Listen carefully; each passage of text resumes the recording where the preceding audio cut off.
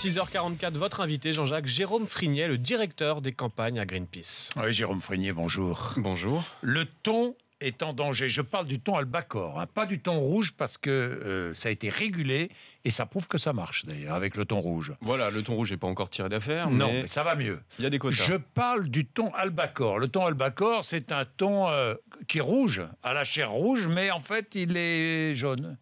Alors, il a effectivement des ailerons jaunes, donc on l'appelle le thon jaune ou yellowfin en anglais. C'est le thon le plus consommé dans le monde. Et en France, d'ailleurs, le thon est l'aliment le plus consommé. Chez les Français, chez 9 Français sur 10, il y a une boîte de thon. Voilà, c'est l'aliment de dépannage par excellence. Il est en danger. Il est en danger. Alors, l'albacore en particulier de l'océan Indien, puisque c'est de là qu'il vient en France, est en danger. Les scientifiques ont récemment tiré la sonnette d'alarme. Au rythme actuel, d'ici quelques années, on va être confronté à un effondrement du stock de thon.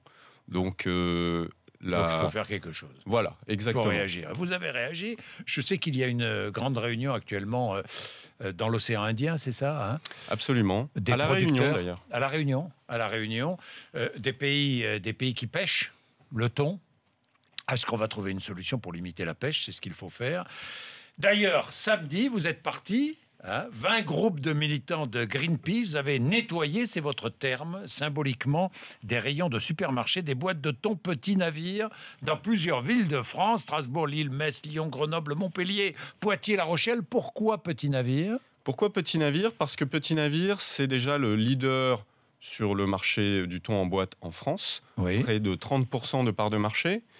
Mais c'est aussi la filiale du leader mondial qui se trouve être une compagnie thaïlandaise. Oui. Voilà, le Breton a été racheté par un Thaïlandais, le géant, le leader mondial du secteur des produits de la mer. Voilà. Et, numéro 1 mondial du thon en boîte et de la crevette. Exactement. Et Petit Navire ne fait rien par rapport aux menaces qui pèsent sur l'approvisionnement en thon albacore, donc qui constitue l'essentiel du thon qu'on retrouve dans les boîtes Petit Navire. Petit Navire, contrairement à certains de ses concurrents, comme Connétable, comme Système U, pour des produits grande distribution, Petit Navire n'a pas pris de disposition face à la menace qui pèse sur ses sources d'approvisionnement. Voilà, Petit Navire refuse de renoncer à des méthodes de pêche destructrices. Alors comment?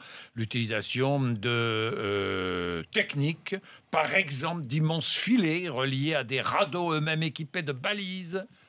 On rafle tout.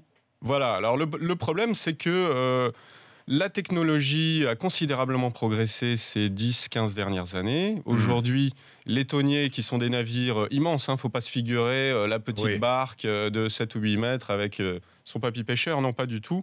Ce sont des navires usines ultra technologiques d'une centaine de mètres. Des dizaines de tonnes de poissons qui sont relevés à chaque prise. Absolument, avec un radar à biomasse en fait, qui indique au navire, qui peut se situer à des centaines de kilomètres de là, que la récolte est mûre et qu'il n'a plus qu'à se pointer, récupérer le dispositif et pêcher ce qu'il y a en dessous. Une pétition demandant à Petit Navire de changer ses pratiques de pêche a recueilli plus de 100 000 signatures. Vous ne demandez pas le boycott, mais moi je le dis.